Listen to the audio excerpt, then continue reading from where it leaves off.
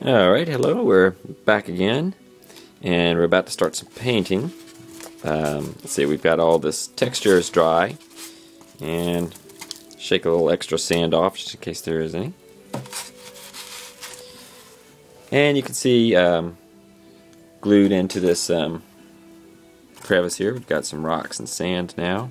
This is all on there pretty good, fairly tight, shouldn't come off. We'll put some extra adhesive over it later after the painting.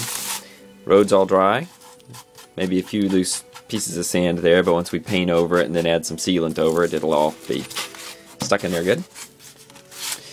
Okay, so I'm not going to make you watch me paint the whole model, but we're going to start out with a base coat, and then I'll paint part of that on, and we'll stop and come back when that's dry and start doing some highlighting.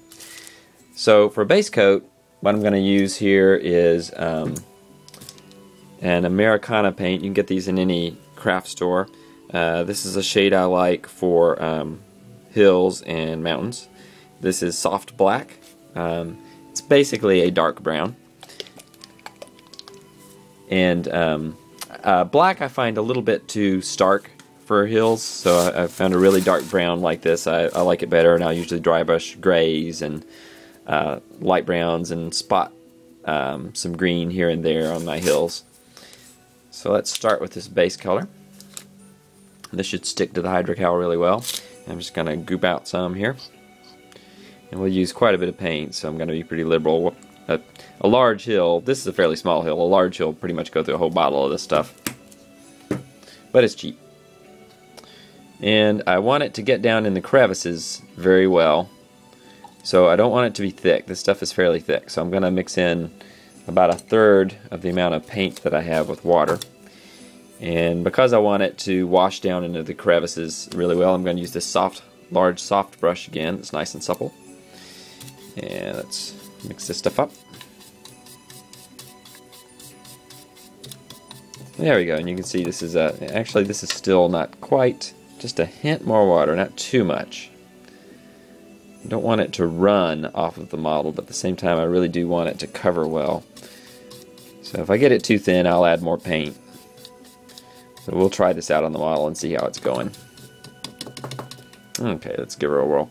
So I'm going to be flocking the tops here, so I'm not too worried about painting these areas. I'm more concerned about painting the sides, and I'll come into the edges of the flat areas a little bit, because sometimes I like a little bit of stone showing and not have the grass come all the way to the edge. So the way I'm going to paint this is I'll start on the sides. This looks like it's going to work out okay as far as the water to paint mix goes. And I'll get around these rocks down here too.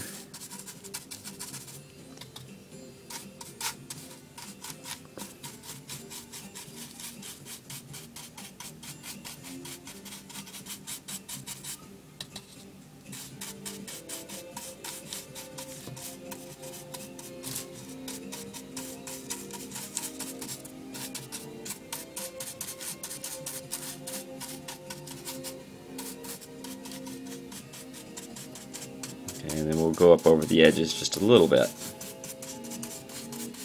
That should be enough. Alright, let's get this crevice here.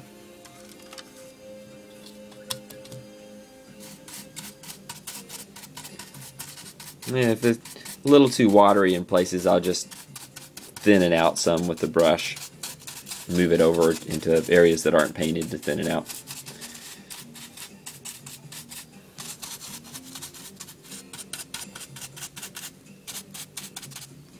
Need a little more paint there, I think, to get down in all those little recesses.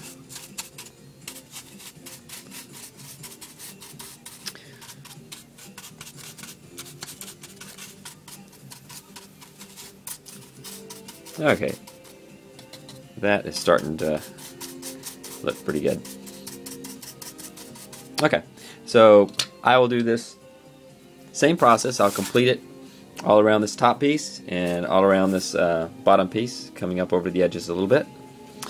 And when I come back, what we'll do is we'll paint the road. That'll be a very brief Bit of painting is not too much of the road. And then we've got all our base colors down once we've done the road. And then we'll start going through a process of dry brushing lighter colors onto it. And that's really when the work starts to pay off with all the texturing that we did. Is when you start dry brushing lighter colors on gradually.